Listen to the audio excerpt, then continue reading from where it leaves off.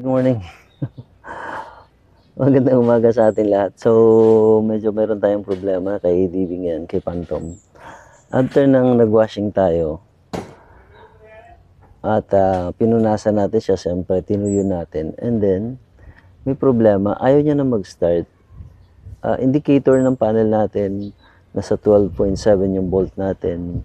Tapos, wala namang ibang red blinker sa motor natin. Completely okay siya, battery okay siya.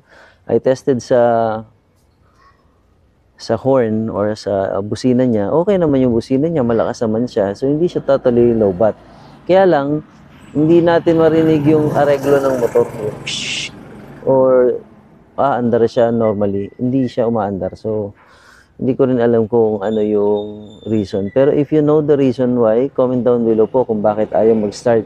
Kahit na meron naman tayong, pakita ko yung panel niya. Napakita ko sa inyo yung panel. Ayan o.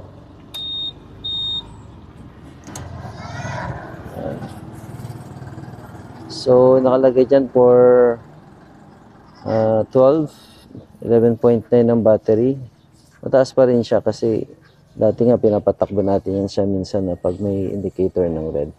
So, dito wala naman tayo nakikita na indication. Maliban dito sa ABS at saka itong letter T na to, ano ba to? Traction ba to or something. Yan lang naman yung lumalabas. Tapos, kapag in-start mo siya, wala talaga. Naka-center stand ngayon yung motorsiklo.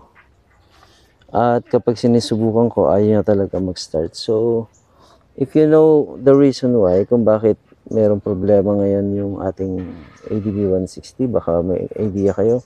Comment down below naman po. Salamat po.